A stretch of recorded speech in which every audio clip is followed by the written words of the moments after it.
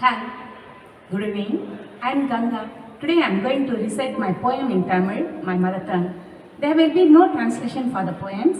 I will try to summarize each poem in one line. அனைவருக்கும் வணக்கம். நான் கங்கா. எண்ணியை முடிதல் வேண்டும், நல்லவை எண்ணல் வேண்டும், திண்ணிய நெஞ்சம் வேண்டும், தெளிந்த நல்லறிவு வேண்டும், பண்ணிய பாவம் எல்லாம் பருதி முன் பனியை போல நன்னிய நின்முன் இங்கு நசித்திடல் வேண்டும் அன்னாய். பாரதியின் மறைகளுடன் நான் கங்கா. நதியோடு கவிப்பொழுதில் இணைய வந்திருக்கும் உங்களுக்கு என் அன்பும் வணக்கமும். என்னுடன் இணைந்து இசையை வழங்கவிருக்கிறார் திரு பஷீர். நல்லதோர் மாலை பொழுது கவிதைகளால் நிரம்பி வழியட்டும். என் கவிதைகள் மனங்களின் உணர்வுகளை, எண்ணங்களை, இன்பங்களை, துன்பங்களை வடிக்கின்றன. ஒவ்வொரு கவிதைக்கும் ஒரு கதை உண்டு. அந்த கதை என்னுடையதாக இருக்கலாம், உங்களுடையதாக இருக்கலாம், அவர்களுடையதாகவும் இருக்கலாம். These poems about the inner feeling of humans. மனிதர்கள் நான் எண்ணி எண்ணி வியக்கும் நுட்பமானவர்கள். கடலால் சூழப்பட்ட நம் தீவை போல் நான் மனிதர்களால் சூழ்ந்திருக்கவே விரும்புகிறேன். மனிதர்களின் முகங்கள் எத்தனை எத்தனை முகங்கள்! அவை காட்டும் உணர்வுகள், காட்ட மறுக்கும் உணர்வுகள், இவையெல்லாம் என் கண்முன் தோன்ற உதித்த சொற்கள் கவிதையாகின்றன. இதோ அந்த கவிதை. மனிதர்களை விட அவர்களின் அகமுகங்களை ரசிக்கத் தொடங்குகிறேன். அகமுகம் பேசும்போது முகத்தில் தென்படும் பாவனைகளில் தேடினாலும் கிடைக்காது. எதிரில் நின்று பரிமாறும் சொற்களிலும் அது தென்படுவதில்லை. உதட்டிலிருந்து வெளிவரும் சொற்கள் நீர் குமிழியை போல் தோன்றிய வேகத்திலே மறைந்து விட்டாலும் அருபமாக இருக்கும் அகமுகம் என்னை அதிகம் ஈர்க்கின்றது. அதுவே என்னை ரசிக்கவும் தூண்டுகிறது. The next poem. It's about a person who sees a lady on the MRT and his feelings. நம்ம வேலை நிமித்தம் தினந்தோறும் ஒரு ரயிலில் பயணம் செய்கிறோம். நிறைய அனுபவங்கள் நமக்கு அங்கே கிடைக்கின்றது இல்லையா? அதே மாதிரி தான் ஒரு முறை நான் விரைவு ரயில் நிலையத்தில் ஏறிட்டு நான் வலுவருக்கு போகும்போது எப்பவுமே கூட்டம் இல்லைன்னா உட்காந்துட்டு இருந்தா நான் முகநூல் பார்க்கறது வழக்கம். அப்படி பார்த்துக்கிட்டே இருக்கும்போது எனக்குள்ளே ஏதோ ஒரு உணர்வு அப்படின்னு நிமிர்ந்து பார்த்தா ஒரு இளையர் என்னையே பார்த்துக்கிட்டே இருந்தாரு. நான் பார்த்ததை பார்த்தனே அவர் சிரிப்பு வந்துருச்சு. நான் நிமிர்ந்து பார்த்தனே அவர் உடனே குனிஞ்சிட்டாரு. ஸோ நான் இறங்குற வரைக்கும் அந்த உணர்வுகள், அதாவது அவர் மனதில் என்ன உணர்வு இருக்குமோ, என் மனதில் என்ன உணர்வு இருக்குமோ, அதை அப்பவே நான் உடனே கவிதையா ஃபேஸ்புக்கில் எழுத ஆரம்பிச்சிட்டேன். இது காதல் கவிதைன்னு கேட்டிங்கன்னா கண்டிப்பாக இல்லை. ஏன்னா ரயில் ஸ்நேகம் காதல் நீர் நம்ம எல்லாருக்குமே தெரியும். ஸோ அந்த கவிதையை நான் படிக்கிறேன். கண்கள் நிலம் நோக்க, விரல்களோ கை தொலைபேசியில். எதிர் இருக்கையில் அமர்ந்திருந்த இளைஞன் குரு குரு என பார்ப்பதை திடீரென என் தலையில் முளைத்த கண்கள் உதட்டுக்கு உணர்த்த குறுநகை பரவுகிறது. திடீரென முளைத்த கண்களோ குறும்புத்தனத்தின் மொத்த உருவம் எடுத்தது. தலையை அசைக்க சொல்கிறது, கால்களை காலமிட வைக்கிறது. ஆனால் தாயை மட்டும் நிமிரவே விடவில்லை. அது மட்டும் உட்கார்ந்திருந்த இளைஞனை பார்த்து பார்த்து ரசிக்க, இது எதையும் உணராத அவனோ அரைக்கண், ஓரக்கண், முழுக்கண் என பார்த்து கொண்டே வந்தான். அவன் கையில் இருந்த கைபேசியோ அமைதி காத்தது என்னை போலவே. இறங்கமிடும் வரவே முளைத்த கண்களை உள்ளே செல்ல கட்டளையிட்டேன். நிமிர்ந்து அவனை பார்த்து புன்னகைக்க அவன் தலையோ தாழ்ந்தது, உதடுகளோ மகிழ்ச்சியில் விரிந்தன. அதுக்கப்புறம் அவர் நான் பார்க்கவே இல்லை. This point is about the word boomer. Boomer அப்படிங்கிற சொல் நம்ம அடிக்கடி கேட்டுக்கிட்டே இருக்கோம். என்னன்னா இளையர்கள் வயதானவர்களை பார்த்து இந்த சொல்ல அடிக்கடி பயன்படுத்துவாங்க. நீங்க ஒரு பூமர், நீங்க ஒரு பூமர் அப்படின்னு சொல்லுவாங்க. என்னுடைய பையன் சில சமயம் மீன்ஸ் கொண்டு காட்டுவார். அம்மா இதை பாருங்க அப்படின்னாரு. எனக்கு புரியாது. உடனே சொல்லுவாரு, அம்மா நீங்களா பழைய ஆளுமா தான் உங்களுக்கு புரியல அப்படின்னு சொல்லுவாரு. ஸோ அந்த பூமர் அப்படிங்கிற சொல்லோட தாக்கத்துல பிறந்ததுதான் இந்த கவிதை. என் எதிரே நின்ற வரலாறு பழம் பெருமைகளை பட்டியலிடுகிறது.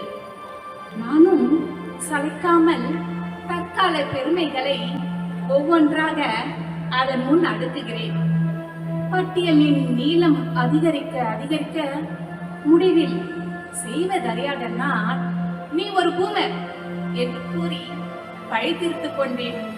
வரலாறு தன் கையில் உள்ள அகராதியை புரட்டி புரட்டி பொருள் தேட நான் வெற்றி கழிப்பில் அங்கிருந்து மெல்ல நகர்கிறேன். ஏன்னா பூமர்ங்கிறதுக்கு இன்னும் அகராதியில பொருள் வரல இல்லையா? சொல்லிப்பாங்களேன், ஒரு கிக்கே இல்லை. ஆனா முத்தம் அப்படின்னு சொல்லிப்பாங்களேன், ஒரு இனிமை, அந்த ஒரு தன்மை அதுல இருக்கு இல்லையா? இந்த முத்தம் அப்படிங்கிறது சொல்லும் பொழுது எழுகின்ற உணர்வு வேறு. இந்த முத்தம் கொடுத்தாலும் இனிக்கும், வாங்கினாலும் இனிக்கும். ஆனா அது கொடுக்கறவங்க யார் அப்படிங்கிறத பொறுத்து அந்த இனிமை வேறுபடும் இல்லைங்களா?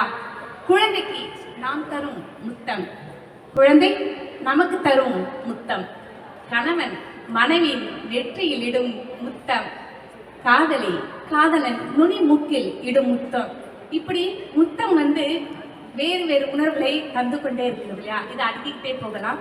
இந்த முத்தம் என்னை பொறுத்தவரைக்கும் ஒரு யுத்தமாகவே இருக்கு. எப்படின்னு கேக்குறீங்களா? இருவர் சத்தமின்றி செய்யும் சமர்.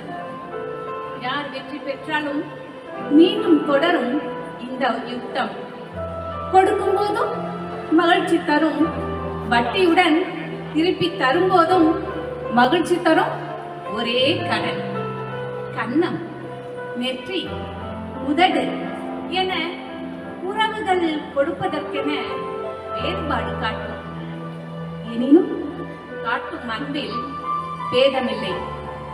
கலவியின் மகிழ்ச்சியை வெளிப்படுத்தும் குறியீடு, கண்ணீரின் துயரை துடைத்திடும் அளவுகோல், வெற்றியின் பெருமையை பறைசாற்றிடும் விருது. இறப்பிலும் இறப்பிலும் பாதங்களில் படர்ந்திடும் ஈரம். குழந்தை பிறந்த உடனே நம்ம அவங்கள அந்த குழந்தை வாரி அணைத்து அந்த தந்தையை செய்யற முதல் வேலை என்னன்னு பார்த்தீங்கன்னா அந்த கால்களில் முத்தமிடுவது.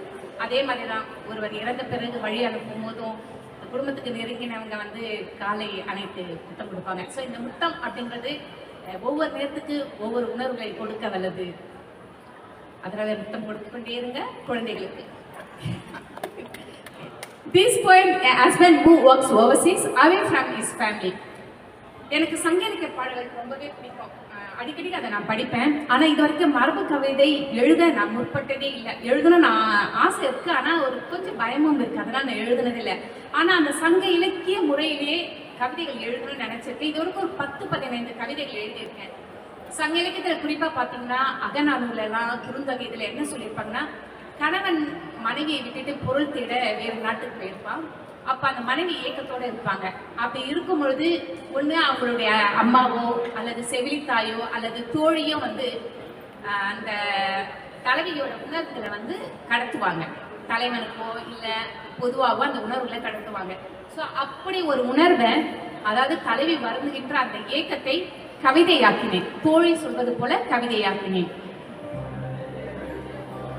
பிடியும் கதிரும் தம் கன்றுடன் நீர்நிலையில் ஆட, பொருள்வயல் பிரிந்த நாடன் அவ்வழி ஏகுவானோ, கத்தும் குயிலின் ஓசிதனை கேட்டு சென்ற காரியம் மறப்பானோ, மலை உச்சி கண்ணில் இறைக்காக காத்திருக்கும் வல்லூரின் கண்ணில் தெரியும் கூர்மையை காணாதுதான் போவானோ, இடைநிகழ கருமலர் கண்களில் பூக்க உதிரும் மென் சொற்கள் காற்றில் ஆட, திண்ணையில் விளையாடும் பிள்ளையின் சாயலை பார்க்கும் தோறும் பிரிதுயர் அதிகரிக்கும் என்பதனை உணரும் வண்ணம் யாதொரு குறிப்பும் மற்ற காலையில்தான் கடந்திடுவானோ, சென்றவன் மீளும் வரை இப்பைந்தொழியை காக்கும் வகைதனை அறியாது உழல்வதை எங்கனும் உரைப்பன் தோழி.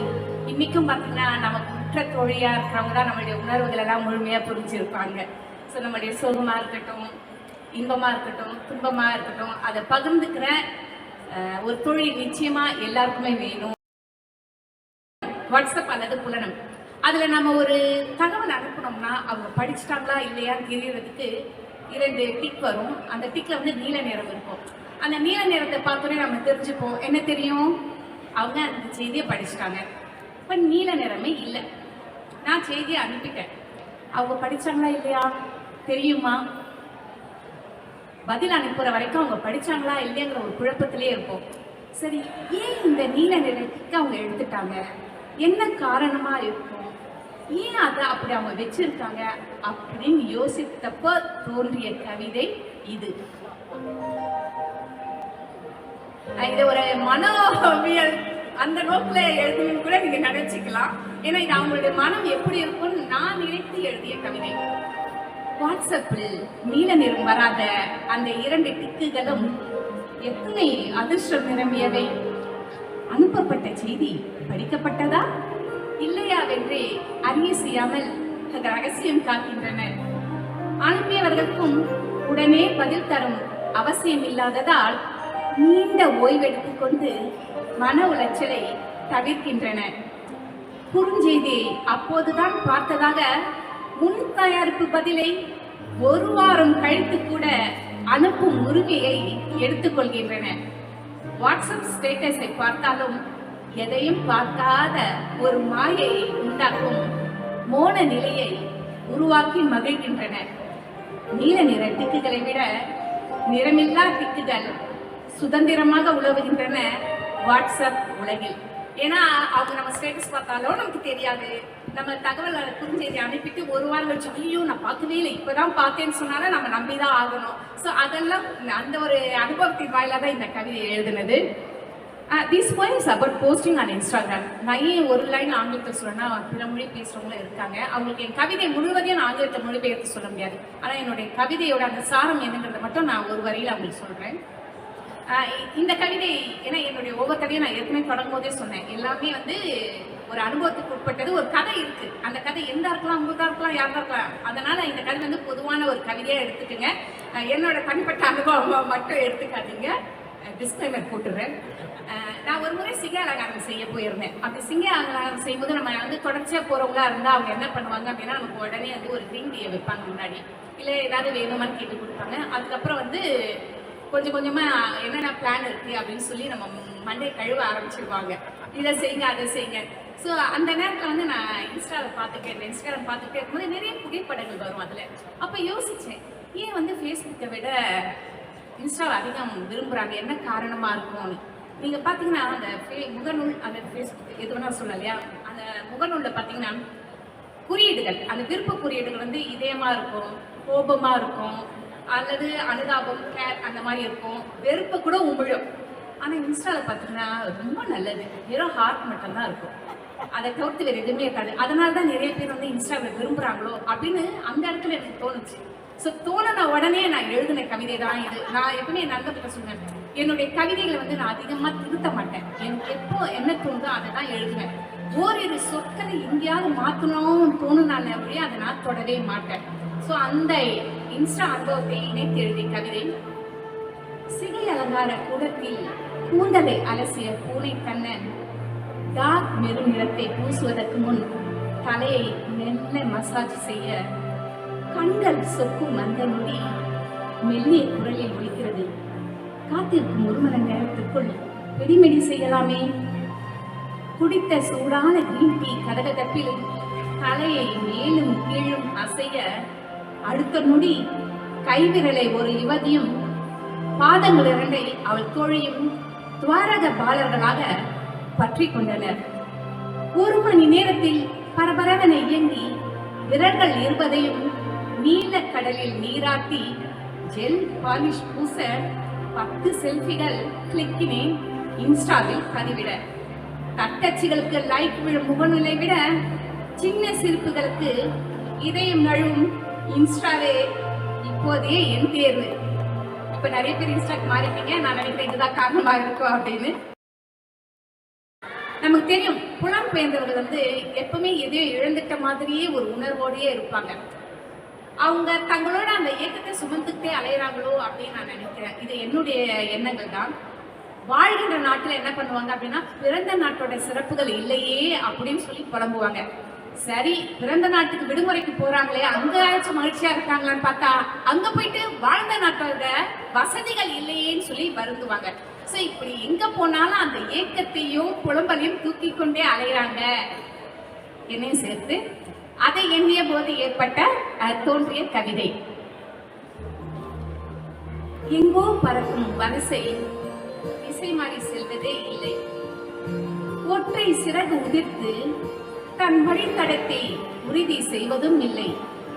பழைய நினைவுகளை மீட்டெடுத்து பல்லவி பாடுவதும் இல்லை. புதிய உறவுகளுடன் பிணைந்திருக்க விரும்புவதும் இல்லை. ஒரு சிறு வானம், ஒரு சிறு வனம், ஒரு சிறு கடல், ஒரு சிறு மலை போதும் அதற்கு சற்றே இளைப்பாரி செல்ல. வலசையாய் வாழ்வதில் சுகம் என்று ஒருபோதும் சொல்வதில்லை அது. ஸோ வலசை, அதாவது ஒரு இடத்துல இன்னொரு இடத்துக்கு போறவங்க பார்த்தீங்கன்னா பெரும்பாலும் இதே நினைவுகளோட, அதாவது விடுமுறைக்கு போறதுங்கிறது வேற. ஆனால் நம்மளுடைய வேறு நாட்டில் இருந்துட்டு சொந்த நாட்டுக்கு போகும்போது நமக்கே தெரியும், விடுமுறை முடிச்சு வந்தோம்னா முதல்ல நம்ம சிங்கப்பூர் நம்ம எந்த தேடுற முதல் உணவு சிக்கன் ரைஸ் இல்லையா? வந்தோடனே சொல்லி சிக்கன் ரைஸ் எங்கே கிடைக்கும் அப்படின்னு தான் நம்ம தேடுவோம். ஏன்னா அது நமக்கு பழகி போன ஒன்று. அதே மாதிரி தான் இந்தியாவிலேருந்து இங்கே வராங்க, சைனாலேருந்து இங்கே வராங்க, அதே மாதிரி தான் அவங்க நாட்டுக்கு போகும்போதோ இங்கே வரும்போது அவங்கக்கிட்ட இந்த மாதிரி எண்ணங்கள் ஊடுருவி கொண்டே இருக்கிறது அப்படின்னு சொல்லலாம். The poems about his born in 2000, ஈராயிரம் குழவிகள், அவங்கள பற்றி தான் நினைக்கும் போது எழுந்த கவிதைகள். ஏன் அப்படின்னா என்னுடைய மகன்கிட்டயும் மகன்கிட்டயும் எப்பயும் நான் வாழ்க்கையை குறித்து பேசிக்கிட்டே இருப்பேன். என்னுடைய கடந்த வாழ்க்கையை, எதிர்காலத்தில் என்ன செய்யலாம், நீங்கள் என்ன செய்ய விரும்புறீங்க அப்படின்னு சொல்லி பேசிக்கிட்டே இருப்பேன். நான் வந்து உணர்வுகளுக்கு அதிக முக்கியத்துவம் தருவேன். எப்படின்னா எனக்கு அழுகையை வந்தால் உடனே அழுதுடுவேன், சிரிக்கிறோன்னா சிரிச்சிடுவேன். என்னுடைய உணர்வுகளை நான் கட்டுப்படுத்த மாட்டேன். நான் இதுதான், நான் இப்படிதான் அப்படின்னு நினைப்பேன். என்னுடைய மகனும் என்ன மாதிரி தான். அவருக்கு அழுகை வந்தா அழுதுப்பாரு, சிரிப்பு வந்தா சிரிப்பாரு, தேவையில்லாத போது கூட அதை செய்வாரு. ஆனா என்னுடைய மகன் வந்து அப்படியே வேறுபட்டவங்க. அவங்க வந்து எந்த ஒரு உணர்வுகளையும் அவரை சாதாரணமா வெளிக்காட்டிக் கொள்ள மாட்டாங்க. உதாரணத்துக்கு பாத்தீங்கன்னா, நான் ஒரு முறை 2020 மருத்துவமனையில அனுமதித்திருந்தாங்க. என்ன ஒரு 3 நாள் நான் மருத்துவமனையில இருந்தேன். என்கிட்ட போன் இல்லை, எதுவுமே இல்லை. என்னுடைய உறவினர்லாம் இந்தியாவில் இருக்காங்க. என்னுடைய அக்கா வந்து தொலைபேசியில் அழைத்து அவங்ககிட்ட பேசும்போது என் மகள் சொன்னாராம், அதெல்லாம் கவலைப்படாதீங்க பெரியம்மா, அம்மா நல்லா தான் இருக்காங்க. நான் உள்ள அங்கே எப்படி இருக்குன்னு இவளுக்கு எப்படி தெரியும்? அங்கே 2 பக்கமும் எனக்கு வந்து டிப்ஸ் ஏற்றிக்கிட்டு இருக்காங்க. வாழ்வேனா சாவனைங்கிற நிலையில உண்மையிலே அப்படிதான் இருந்தேன் நான். ஆனால் இந்த அம்மா வந்து அனுப்பியிருக்காங்க, அதெல்லாம் கவலைப்படாதீங்க பெரியம்மா, அம்மா நல்லா தான் இருக்காங்க. அதாவது என்னன்னா எதையும் சாதாரணமாக எடுத்துக்கொள்கின்ற அந்த போக்கு, அதை நினைக்கும் போது எழுந்த கவிதை இது. என் மகளிடம் என் சாயல் இல்லை என்பதே ஆசுவாசமாக இருக்கிறது. பீரிட்டு எழும் மகிழ்ச்சியிலும் குமுறும் உள்ள துடிப்பிலும் பொங்கும் கண்ணீர் துளிகளிலும் சிவக்கும் முக குறிப்பிலும் அவள் நான் இல்லை என்பதே நிதர்சனம். அந்த நொடி வாழ்க்கை அடுத்த நிமிடத்துக்கு தள்ளாதவள், நேற்றைய சுமையை இன்றைக்கு கொண்டு செல்லாதவர், உடனிருப்பவர் இல்லாது போனாலும் உலகம் இருண்டதென புலம்பாதவள், தன்னை காண தேடுதலில் தன்னிறைவு கொண்டே பாப்பில் புதைந்து கொள்பவள், சட்டமும் வட்டமும் ஆள்வதிங்கே சரிநிகர் எனும் கிளிஷே மொழிகளை காதில் நுழைக்க மறுப்பவள், எல்லாரும் எந்நாடும் உறவென்றாலும் தனக்குள் தானே உறைந்து சத்தமில்லா யுத்தத்தினை கையிலேந்தி முன் செல்பவள், என்னிலிருந்து நெடுந்தூரம் சென்றவளின் பாத சுவடுகளில் நான் இல்லை என்பதே நிதர்சனம்.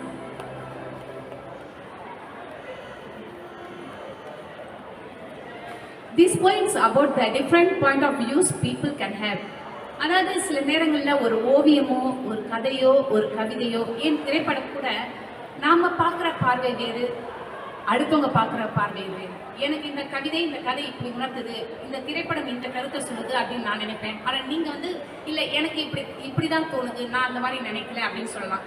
இதுக்கு என்ன காரணம் பார்த்தீங்கன்னா, அன்றைய நம்மளுடைய மனநிலையாக இருக்கலாம், அல்லது புரிந்துணர்வாக இருக்கலாம், அல்லது நம்ம இது வரைக்கும் கடந்து வந்த அனுபவங்களாக இருக்கலாம். ஸோ இந்த பார்வைகள் குறித்து எழுதிய கவிதை தான் இப்பொழுது நான் வாசிக்க இருப்பது. வானவெளியின் நிறம் அனைத்தும் அகண்ட வெளியெங்கும் அழகிய கோலமிட தூரிகையில் வண்ணங்கள் என்று வரைய தலைப்பட்டேன். கோடுகளால் வட்டங்களால் சதுரங்களால் என் வடிவங்கள். ஒவ்வொன்றும் பேசும் கதை அவரவர் எண்ணங்களால் நிறம் பெற்றுக் கொண்டன.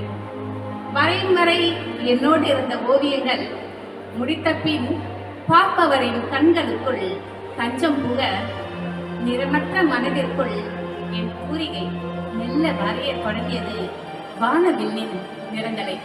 என் கவிதைகளை முன்னாடி நான் படிக்கிறேன். அதற்கு என்ன வண்ணங்களை ஊட்டணும், என்ன உணர்வுகளை ஊட்டணுங்கிறது உங்களுடைய விருப்பம், உங்களுடைய அனுபவம், அதுக்கேற்ற மாதிரி நீங்க எடுத்துக்கொள்ளலாம்.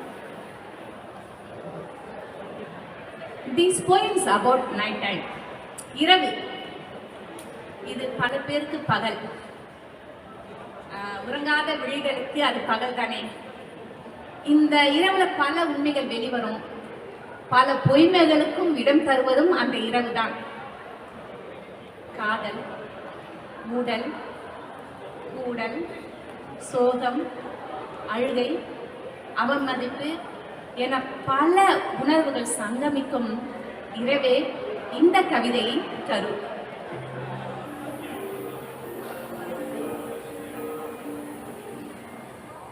இரவென்பது ரகசியங்களின் பள்ளத்தாக்கு.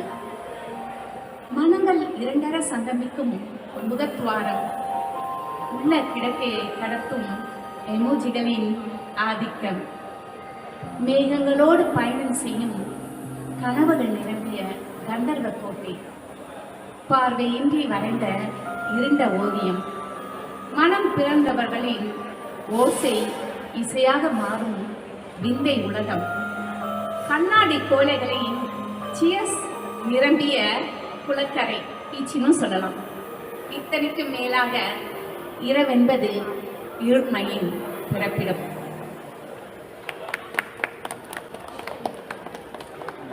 கைத்தட்டியதற்கு மிகவும் நன்றி.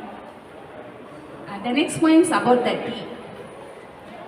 இந்த கவிதை வந்து தேசிய கலைகள் மன்றம் நடத்திய தங்கமுனை போட்டியில் முதல் பரிசை வென்ற அந்த 5 கவிதைகளிலிருந்து ஒரு கவிதை நான் வாசிக்கிறேன். நம்மள பல பேருக்கு அந்த டீ ரொம்பவே பிடிக்கும். ரொம்ப மன உளைச்சல் ஏற்பட்டாலும் டீயை குடிப்போம். வேலை செய்யும் பொழுதும் டீ பக்கத்தில் வேணும். எதுவுமே இல்லைன்னா கூட டீ சில பேருக்கு வேணும். ஸோ அந்த டீக்கு அடிமையானவங்க நிறைய பேர் இருக்காங்க. சிலருடைய சந்திப்புக்கு அந்த டீ வந்து முதல் காரணமாக கூட அமையும். சிலருடைய பிரிவுக்கும் சாட்சியாக அந்த டீ, அதாவது அந்த தேநீர் வந்து சிலருடைய பிரிவுக்கும் சாட்சியாக இருக்கும். இதெல்லாம் எண்ணிய பொழுது எழுதிய 5 கவிதைகளில் ஒரு கவிதையை நான் இப்போ வாசிக்கிறேன்.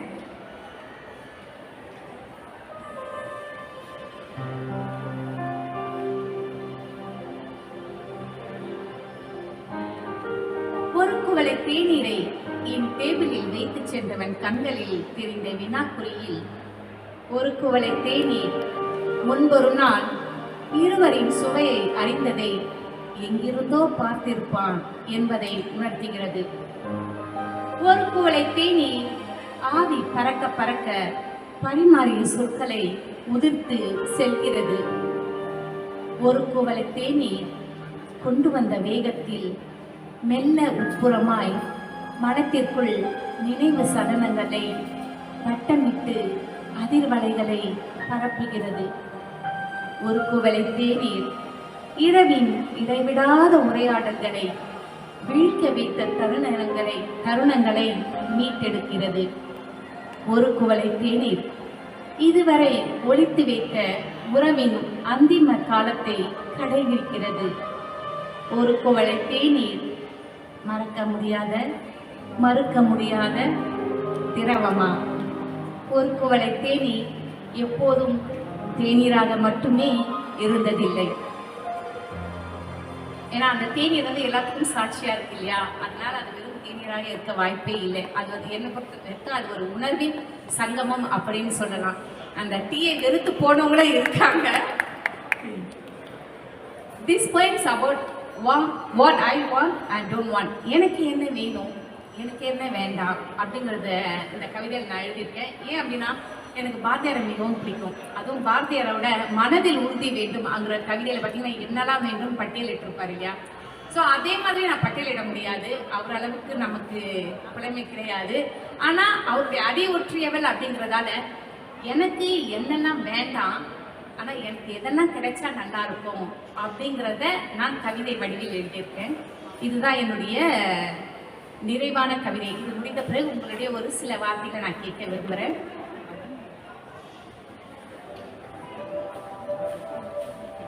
நிலை வேண்டேன், நிலைத்திருக்கும் எனும் நம்பும் நிலையாமை வேண்டேன், பொய் வேண்டேன், புகழுரை வேண்டேன், புத்தேழ் உலகமும் எமக்கெனும் இருமாப்பு வேண்டேன், உறவென்றும் நட்பென்றும் எண்ணி எளிதில் ஏமாறும் மனம் வேண்டேன், பிறர் உழைப்பில் பொருள் வேண்டேன், இம்மை மாறி மறுமையாயினும் எனும் மாயை வேண்டேன், பின் வேண்டுவன யாவையெனில் பகர்கிறேன், கனகம் இருந்தாலும் நிலவொத்த மனம் வேண்டும், ஒருவேளை உணவென்றாலும் மகிழ்வுடனே உண்ண வேண்டும், பிறர் நலனை தன்னலனாய் போற்ற வேண்டும், பகைவரெனினும் நயத்தக்க நலன் வேண்டும், புவி எங்கும் அன்பு விதை பரவ வேண்டும், வேண்டாம் என நினைப்பது அருகில் வந்தாலும் என்னகையால் அரவணைக்கும் வலிமை வேண்டும்,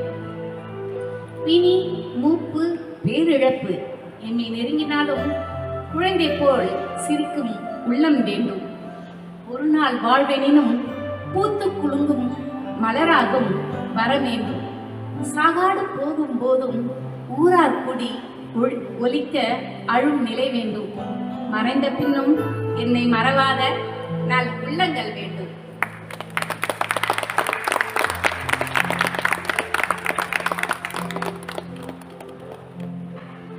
இதுவரை என் கவிதைகளை கேட்ட உங்களுக்கும் கவிதைக்கு இசையால் இன்பம் சேர்த்த திரு பஷீருக்கும் இந்த நிகழ்ச்சியை ஏற்பாடு செய்ய என்னை அணுகிய டேவிட்டுக்கும் நிகழ்ச்சிக்கு வேண்டிய உதவிகள் செய்தவர்களுக்கும் டேவிட் என்னை குறித்து கேட்டவுடன் என் வழங்கிய என் தோழிகள் பிரேமா உமாவிற்கும் நான் இந்த நிகழ்ச்சியை படைக்க அனுமதி அளித்த எங்கள் உதவி இயக்குனர் முனைவர் வேணுகோபால் அவர்களுக்கும் மற்றொரு உதவி இயக்குனர் அவர் எனக்கு ரொம்ப பிஸி இருந்தாலும் எனக்காக வந்திருக்காரு திரு மோகன் அவர்களுக்கும் அவர்கள் துணைவியார்களுக்கும் என்னுடைய நலனில் அக்கறை காட்டும் அனைத்து நல்லுள்ளங்களுக்கும் இருக்கிற அத்தனை பேருமே என்னுடைய நண்பர்கள் சொல்லும் பொழுது எனக்கு உண்மையிலே மகிழ்ச்சியா இருக்கு. உங்கள் அனைவருக்கும் கவிதைகளை படைக்க வாய்ப்பும் இடமும் தந்த எஸ்பிளனேட் குழு உறுப்பினர்களுக்கும் இந்த நிகழ்ச்சியை ஒளிப்பதிவு செய்து கொண்டிருக்கும் பாண்டியன் அவர்களுக்கும் நிழற்படம் எடுக்கும் நம்மளுடைய ஜோ அவர்களுக்கும் மற்றும் அனைவருக்கும் வணக்கம். எனக்கு வந்து ஒவ்வொருத்தரையும் பேர் சொல்லி வாழ்த்தணும் வணங்கணும்னு ஆசை தான். ஐயா பிச்சினு ஐயா வந்து 6:30 மணிக்கே வந்துட்டாங்க. அப்புறம் வந்துட்டு பாதியில் கிளம்பும் போது எனக்கு கொஞ்சம் பயமா வேற இருந்தது. ஐயோ ஒருவேளை நான் வந்துட்டேன்னு சொல்லிட்டு அப்படியே போயிடுவாங்களோ. அப்புறம் அவர் புரிஞ்சுக்கிட்டாரு, இல்லை நான் இங்கே தான் சுற்றுவேன் வருவேன் அப்படின்னாரு. அதே மாதிரி பிரகாஷ் சார் தான் சொன்னாரு, நான் கண்டிப்பா வருவேன்மா அப்படின்னு சொன்னாரு. போன வாரமே கேட்டாரு, ஐயோ இன்னைக்கு தானே அப்படின்னாரு. எனக்கே பயம் வந்துருச்சு, ஐயோ மறந்துடாத வந்துடணுமே அப்படின்னு. ஏன்னா இந்த நிகழ்ச்சி நீங்க இல்லைன்னா இன்னைக்கு இவ்வளவு சிறப்பா நடந்திருக்காது. இந்த நிகழ்ச்சி குறித்து உங்களுடைய கருத்துக்களை நீங்க சொன்னீங்கன்னா எனக்கு கொஞ்சம் மகிழ்ச்சியா இருக்கும். ஏன்னா அடுத்து 8 to 8:30 நான் செய்ய போறேன் இதே நிகழ்ச்சி தான், திரும்பவும் அதே வேறு ஒரு பார்வையாளர்களுக்காக. ஸோ உங்களுடைய கருத்துக்களை நீங்க பகிர்ந்துக்கிட்டா நல்லா இருக்கும்.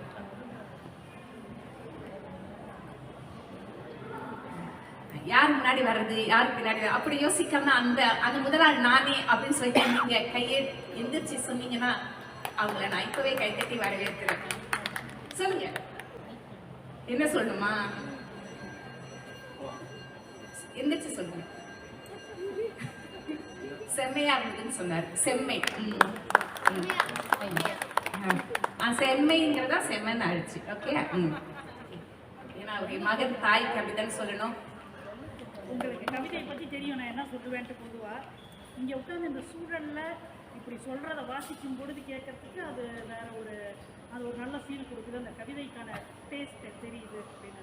நன்றி நன்றி. ரெண்டாவது இந்த ஃபார்மேட்டில் முதல் முறையாக நான் கவிதை கேட்குறேன். இது ஒரு நல்ல புதிய அனுபவமாக இருந்தது. Can you give the mic for that? Can I give this one? This one?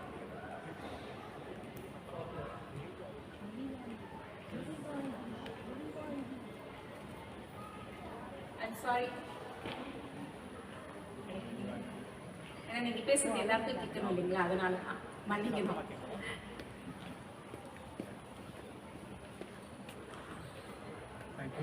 இது ஒரு நல்ல கேக்குதா?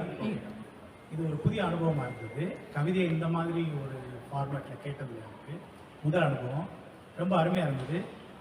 கவிதைகள் எல்லாம் வந்து இங்கே சின்ன சின்ன நிகழ்வுகள், இங்கே நடந்தது எம்ஆர்டி தேநீர் சம்மந்தப்பட்டது, இல்லைன்னா சிகை அலங்காரம் செய்யக்கூடிய இடங்கள்லேருந்து வர்றதுனால ஈஸியாக கனெக்ட் பண்ண முடிஞ்சது எல்லாருனாலையும். வாழ்த்துக்கள். நன்றி. கவிதையை வந்து இசையோடு கேட்கறதுக்கு ரொம்ப நல்லா இருந்தது. அதுவும் இல்லாமல் அது மட்டும் இல்லாமல் அந்த கவிதை பிறந்த அந்த கணம் அதை நீங்கள் விவரித்து நீங்கள் சொன்னது, நான் இது வரைக்கும் இந்த மாதிரி கவிதை வாசிப்புகளை கேட்டிருந்தாலும் இந்த அளவுக்கு விவரணை செய்து நான் கேட்டதில்லை. அது இசையோட ரொம்ப இயல்பாக அமைஞ்சது. கேட்கறதுக்கும் பார்க்கறதுக்கும் ரொம்ப நல்லா இருந்துச்சு. One more suggestion, Ganga. I think outside of our community who knows Tamil, probably if you would have put the translation as a running one, probably, or it's a printed brochure, then they can also appreciate it, right? So that may be we want to make this little bit international. They can also enjoy your poetry, right? Thank you so much. Thank you.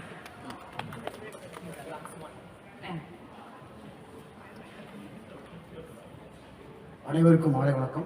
நதியோடு கவிப்பொழுது உண்மையிலே நாங்கள் நதியிலே இருந்த ஒரு உணர்வை தந்தது. அதுவும் இசையோடு கவிப்பொழுதாக மாற்றிய உங்கள் கவிதைகள், இப்போ எல்லா நண்பர்கள் சொன்ன மாதிரி இந்த ஒவ்வொரு பொழுதையும் கவிதையாக்கி இருக்கிறதுக்கு உங்களுக்கு மிகப்பெரிய பாராட்டுகள். மிக ஒரு உணர்ச்சியை எங்களோடு நெருக்கமாக இருந்தது உங்கள் கவிதைகள். வாழ்த்துக்கள்.